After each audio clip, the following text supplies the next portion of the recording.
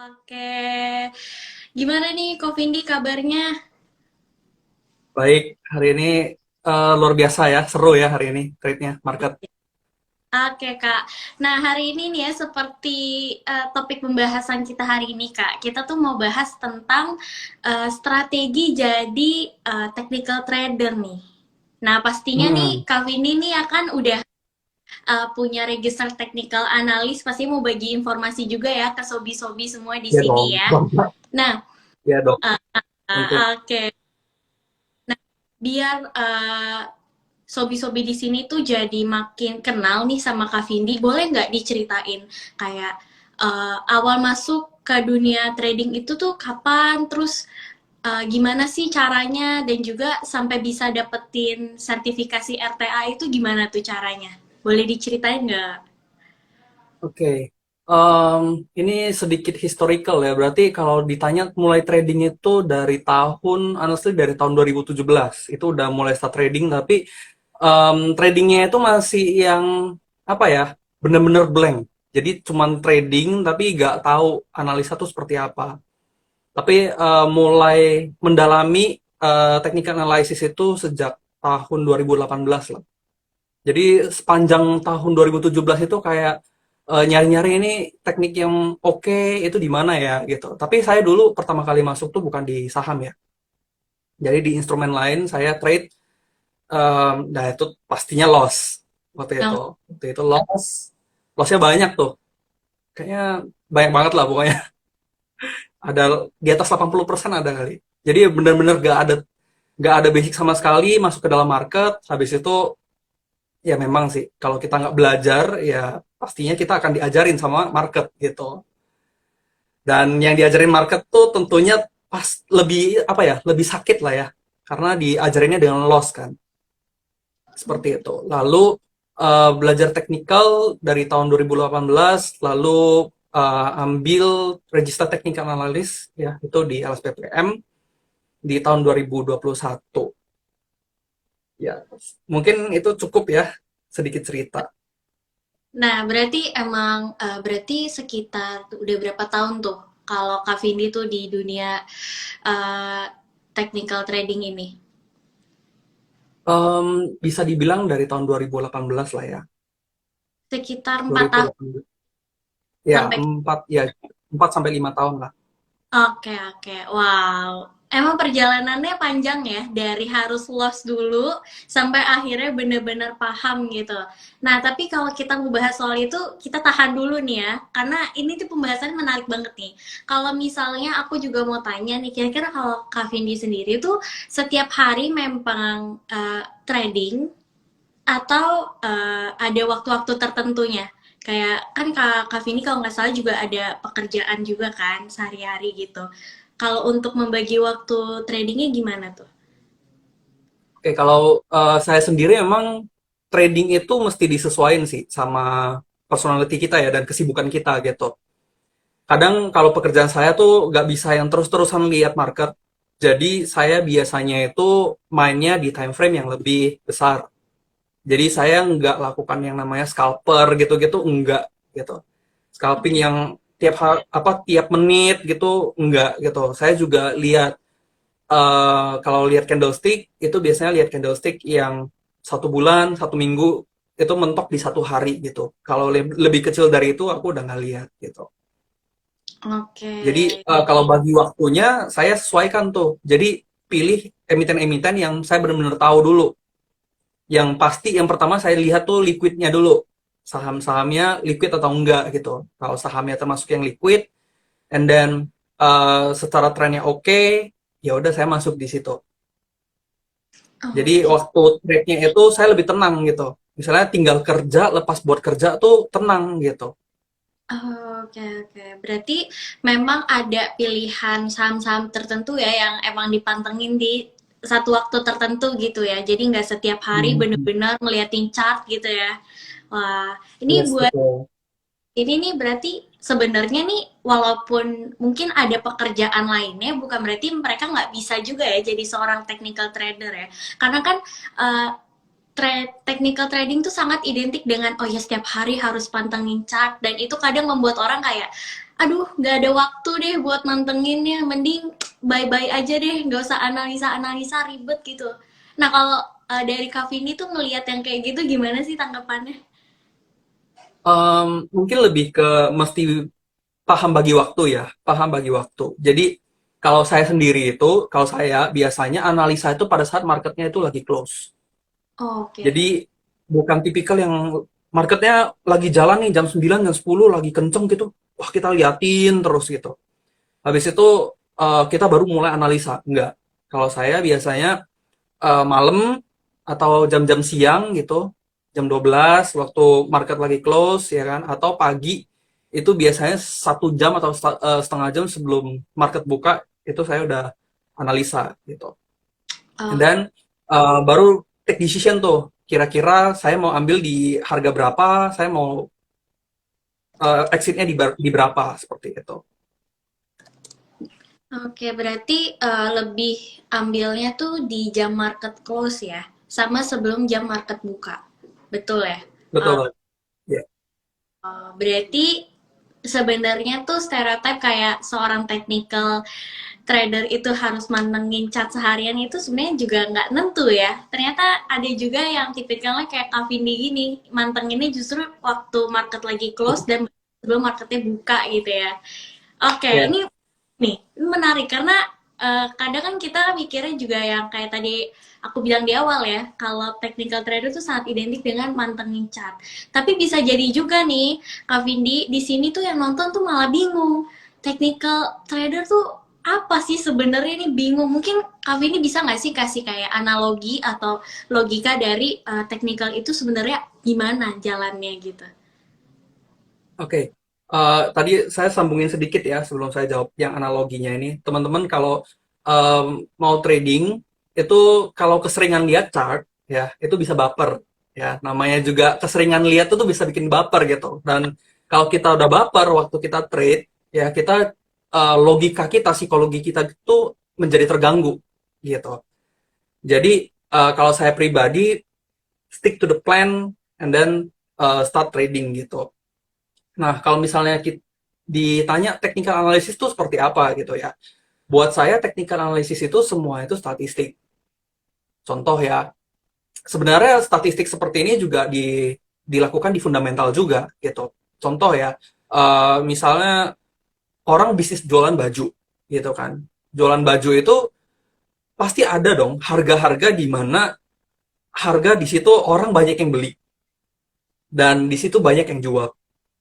Nah, technical tuh seperti itu.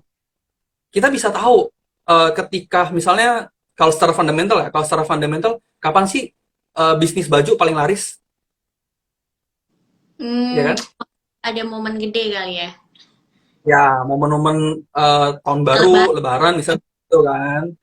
Nah, itu demand-nya orang untuk beli baju itu semakin meningkat. Oke. Oke, nah di situ juga kita bisa lihat tuh secara statistik. Padahal kalau mau dibilang ada nggak kitabnya yang mengatakan belanja apa jualan baju paling laris itu di bulan-bulan itu? Ya nggak ada kitabnya juga gitu, nggak ada satu buku panduan yang ngomong seperti itu, tapi kita tahu sendiri kenapa, karena kita melihatnya dari sejarah, dari historical. Jadi dari historical kita menyimpulkan, oh tahun depan akan seperti itu lagi, atau tahun ini akan seperti itu lagi. Jadi kita melihat kepribadian orang, kebiasaan manusia itu di historicalnya, secara sejarahnya itu kita gunakan untuk masa kini seperti itu. Jadi kita Oke. bisa lihat tuh demand-demandnya, supply-supply-nya orang tuh di mana. Banyak orang yang mulai stop untuk melakukan belanja itu kapan? Orang mulai banyak melakukan belanja itu pas kapan? Nah, itu tuh technical. Oke. Berarti kalau misalnya aku bisa bilang tuh eh, technical trading itu lebih kayak gimana cara kita nentuin harga harga beli yang pas gitu bukan ya? Kayak untuk Yes. nentuin harga belinya itu ya. Oke.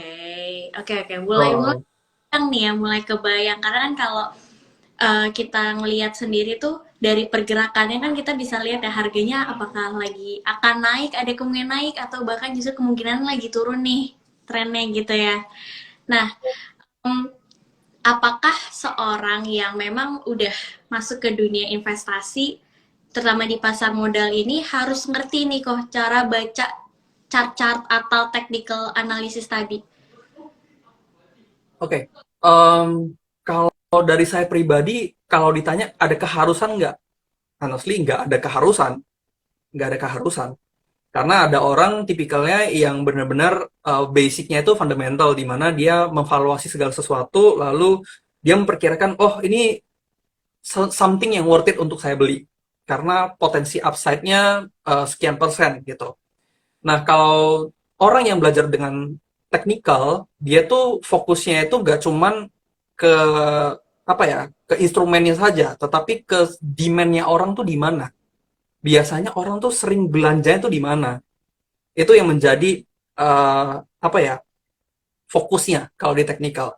Jadi kalau misalnya fundamental dan teknikal, fundamental menurut saya itu untuk mencari emiten-emiten yang baik, yang Hmm, sehat. hmm, hmm. Nah, dengan memilih emiten-emiten yang sehat, itu bikin tidur kita menjadi lebih nyenyak. Oke. Jadi ketika punya saham-saham yang kita tahu fundamentalnya bagus, kita lihat laporan keuangannya bagus, kita lihat kinerjanya bagus, lalu kita mulai cari posisi dengan technical analysis, kita cari harga yang terbaik, maka waktu kita invest, waktu kita trade di situ, kita lebih tenang gitu. Karena buat saya ya, mau ada orang bilang, oh invest di sini bisa sehari, bisa arah terus gitu kan. Hmm, Tetapi kita nggak benar-benar mengerti nih. Kita nggak benar-benar mengerti historical seperti apa, reasonnya seperti apa. Buat saya itu nggak gitu penting. Karena buat saya seorang trader pun lebih penting tidur nyenyak. oh iya, betul, betul, betul. Jadi ketika saya bikin duit, itu saya tidurnya nyenyak gitu. Mau trade, mau dengan modal yang besar, mau dengan modal yang kecil, saya trade tidurnya nyenyak gitu. Oke, wow, menarik menarik nih. Tapi waktu awal-awal belajar gitu ya di dunia technical trading ini, Kak Vini sendiri tuh ada nggak sih nyiapin modal kayak misalnya, oke, aku deposit segini, pokoknya kalau udah rugi 20% udah stop deh, nggak dulu, nggak buy lagi Oh, atau ya cut loss deh gitu. Itu ada nggak modal yang disiapin tuh? Karena supaya Sobi di sini tuh juga jadi kebayang kalau oh kalau memang mau mempelajari technical trading ini tuh ternyata butuh juga loh disiapkan seperti ini. Boleh nggak di-sharingin tuh, Kak? oke, boleh. Kalau misalnya ditanya modal, ada. Ya, dulu saya modalnya kecil banget ya. Modal saya tuh dulu cuma 3 juta. Jadi Oke. logiknya saya adalah yang penting kebeli BBCA gitu ya waktu itu. Jadi modal modal yang bisa buat beli BBCA ya kan. BBCA waktu itu kan masih mahal kan. Heeh. BBCA itu saya gunakan untuk menjadi modal trading. Oke. Sederhananya seperti itu. Nah, jadi dari modal trading ini saya emang di mindset saya itu kalaupun habis nih duit, ya udah nggak apa-apa. Kalaupun habis nggak apa-apa, karena ini emang duit belajar gitu. Hmm. Karena belajar trading, belajar technical analysis, fundamental, mungkin lebih ke belajar saham lah ya. Hmm. Kita belajarnya ini tuh annoying-nya adalah harus banyak baca. Oke. Dan masalahnya, salah satu masalahnya juga, saya juga termasuk orang yang nggak gitu suka baca gitu. Ah, oke. Tetapi uangnya kita ini udah masuk ke market gitu ya, beda. Kita baca itu karena kita tahu ini arahnya tuh kemana nih. Ini Oke. ada hubungannya nih sama uangku nih gitu kan. Jadi meskipun modalnya kecil gitu ya, itu sangat membantu sih untuk trade gitu. Dan kalau diingat-ingat kembali ya, trade awal saya, modal pertama saya tuh di pasar modal ya, di pasar modal. Kalau yang tadi lebih dari 80% itu di market yang lain. Kalau yang di pasar modal saya sempat loss 50 persenan overall capital ya. Oh, Dari oke. 3 juta itu sempat turun tuh. Tapi di situ saya belajar banyak. Di situ Hmm. saya belajar banyak gitu. Ada orang dia mungkin apa ya, dengar orang karena dia FOMO akhirnya dia masukin duit misalnya 1 miliar gitu ya. Hmm. Padahal dia sendiri lihat portonya dia kalau turun 10% aja udah panik gitu. Ah, Jadi iya. eh, menurut saya itu malah kurang bijak kalau pertama-tama mau start itu mau mulai itu langsung gede gitu. Hmm. Jadi emang harus disesuaikan nih sama resiko kita, profil resiko kita. Balik lagi ya ke profil resiko masing-masing ya untuk menentukan. Yes. No. Oke.